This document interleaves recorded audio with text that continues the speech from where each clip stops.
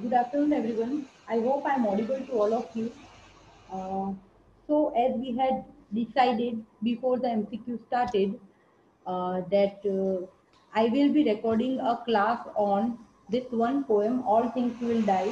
This is a poem written by Alfred Tennyson, and this is one poem that the students had asked me to teach because it was perhaps left in some of the classes. So let us understand the poem today. It's a poem written by the poet Alfred Lord Tennyson, who is a popular poet known as Tennyson. In 1830, he published poems chiefly lyrical, and in 1832, he published a second volume entitled Simply Poems. So these are the names of his poetry collection. Tennyson was stung by negative reviews in his lifetime and did not publish another book for another 9 years. In 1842, however, Tennyson's poems in two volumes was a tremendous critical and popular success, and in 1850, with the publication of In Memoriam, he became one of Britain's most popular poets.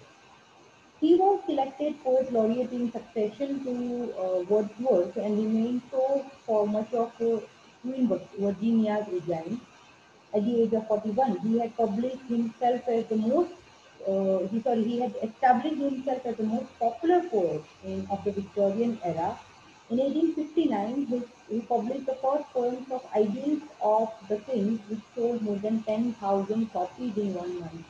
In 1884, he accepted a peerage, becoming Alfred Lord Tennyson, and he died in 1892 and was buried in Westminster Abbey. He was greatly influenced by the poetry of Keats, Shelley, and Scott.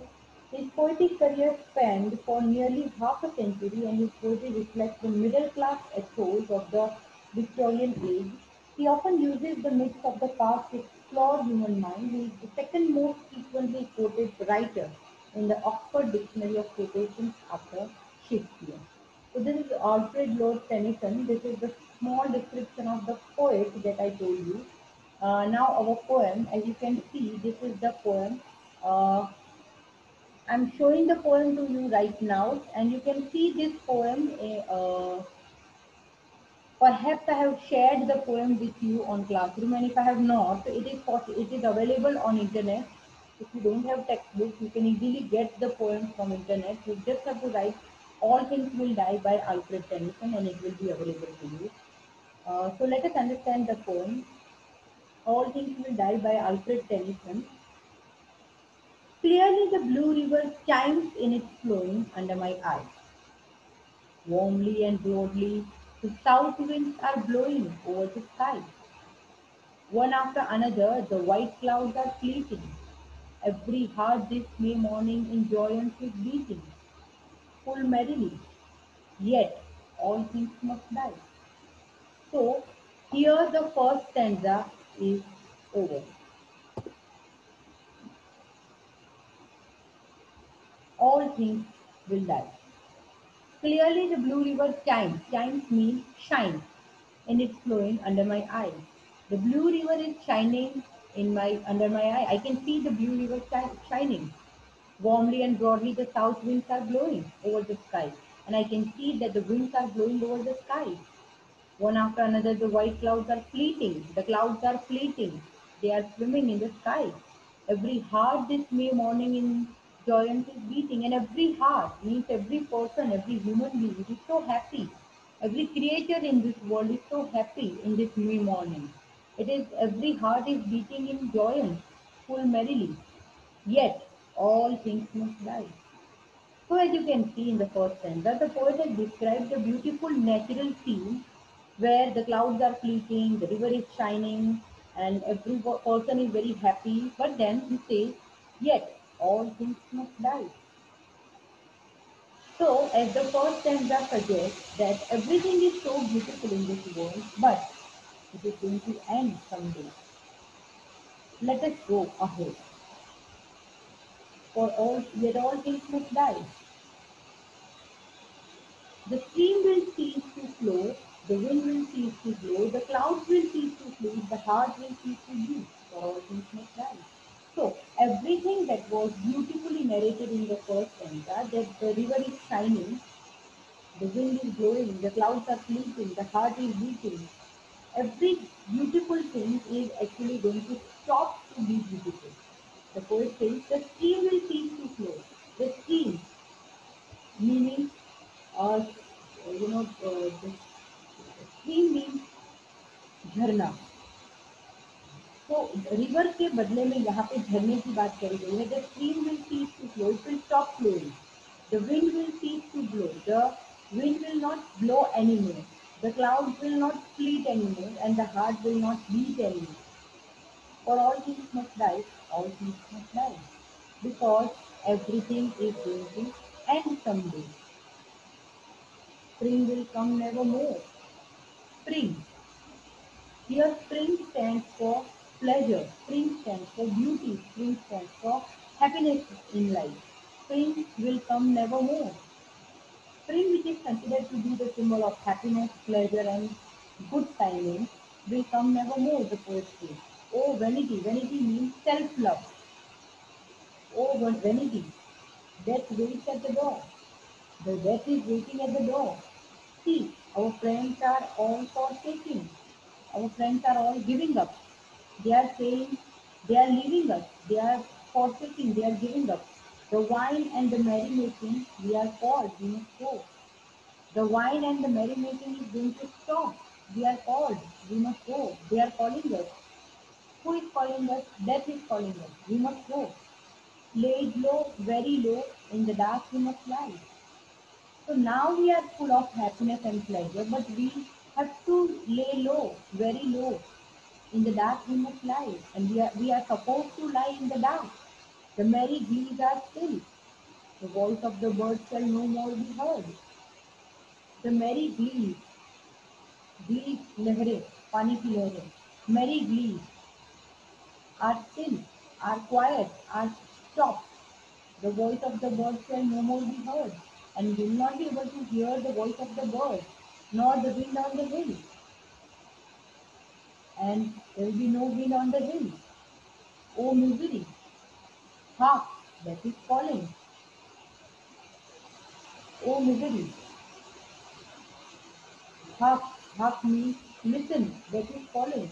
While I speak to you, ye is used for you. While I speak to you, the joy is falling. The joy is falling is actually the reference to the physical weakness. The joy is falling. When one grows old, his jaw starts falling. When one is supposed to die, the joy is falling. The red seed failing. The red seed is leaving it. It is losing its redness. It is not fresh anymore. It is failing. Fail. माने फीका पड़ना. The red seed failing. The strong limbs failing. The limbs which were so strong, paper limbs मतलब, जो इतने strong थे, they are failing. Ice with the warm blood mixing. See, warmness in the blood stands for life, and ice stands for death. So ice with the warm blood mixing means life is going to end. The death is coming. The eyeball fixing. जब कोई मर जाता है तो आंखों के जो eyeballs है वो fix हो जाते हैं. आंखें टिकी की टिकी रह जाती हैं. The eyeball fixing. 9 times goes the passing bell. तो 9 times goes the passing bell. जब भी किसी का फ्यूनरल जाता है, श्मशान यात्रा जाती है, in western countries the passing bell is rung for 9 times. 9 बार बेल बजाया जाता है. तो यहाँ पे जो 9 times goes the passing bell जो है, that stands for the death, for the funeral. You marry souls, farewell. The poet says, you marry souls, farewell.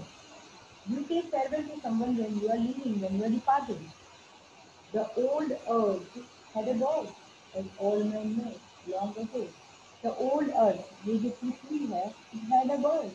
उसका भी कभी जन्म हुआ था, as all men know, long ago, बहुत पहले. And the old earth must die. और वो जो old earth है, जिसका कभी जन्म हुआ था, it has to die someday. So let the warm winds range. So let the warm winds range, run. And the blue wave beat the shore. And the blue wave माने पानी, समंदर का पानी, beat the shore. समंदर को पानी बहाने दो, उसको बहने दो, for even and man you will never see through eternity, for even and mourn you will never see through eternity. Through eternity means time without end, timeless existence, eternity माने मतलब evening and morning you will never see through eternity. जो आज सुबह और शाम आती है तो वापस कभी नहीं आएगी. So the thing that is happening today that is never going to come again in our life. So all things were born, you will never come, never, you will come never more. For all things must die. Because everything gets birth, but everything has to die someday. Everything that gets life has to lose life as well. Okay, so as the title suggests, the poem is about dying. The poem illustrates the fluidity of life and talks about how change is constant and therefore life is filled with small deaths until the whole of life completely dies. The poet deeply explores the vanity of life, making references to the natural creation which will one day become stale. मतलब हर natural creation, फिर वो चाहे पानी हो, water हो, नदी हो, या फिर विंड हो, हवा हो, या फिर और कोई भी नेचुरल एलिमेंट हो, या फिर इंसान हो, everything, every person, every creation in this world that gets birth has to end someday. So the poet starts with a pleasant setting. The reader can clearly visualize the beauty of the river, the warm weather on a spring morning while surrounded by cheerful people. Having created such an enjoyable mood, Tennyson suddenly turns the poem upside down with his eighth line, "Yet all things must die." He then explains that the stream, the wind, the clouds will die as well as each person.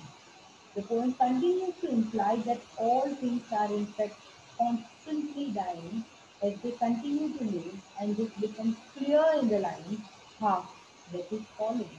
While I speak to you, the joy is falling. The red keeps failing." Okay, so these lines speak of the physical signs of growing old, leading to death.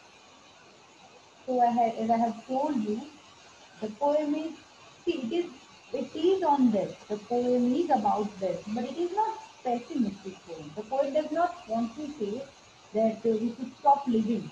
He just wants to say that everything that has got birth, everything that has life today, that is going to end someday.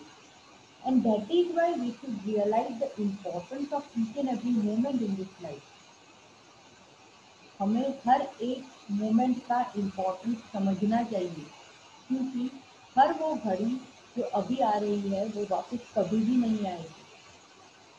अभी जो हमारे पास है that is priceless, that is immortal. You will never get this those same things as you can see in this line. You will never see through eternity, even at morn you will never see through eternity. मतलब अभी की जो सुबह है और शाम है, that is never going to come back to you. This is timeless. This is timeless existence. Okay. So this is the poem, and I have already given you the question. मैंने इस पोएम में से कौन से question पूछे जा सकते हैं. एक्चुअली ये सारी पोएम्स थे वो मैंने आपको already I have share with you. Before assignment I had given you, I had shared with you on classroom, I had shared with you a file in which I had told you what kind of questions can be asked.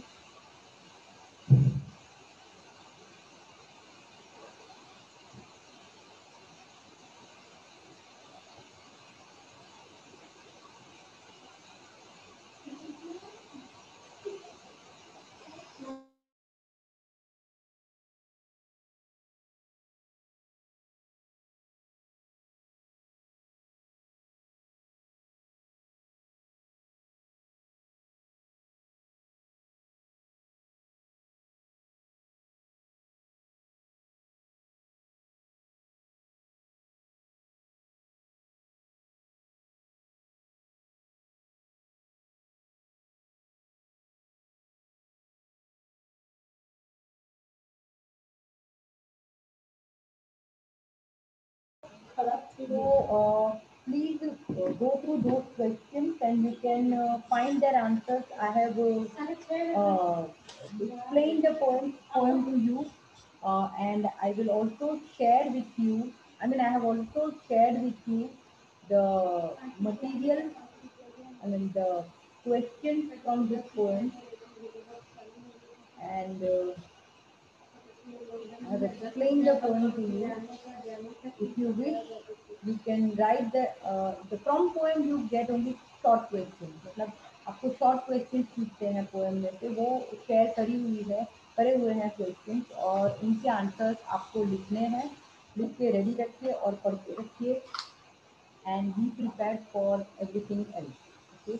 So I think with this I should end the class, and best of luck for yourself for your exam. Thank you.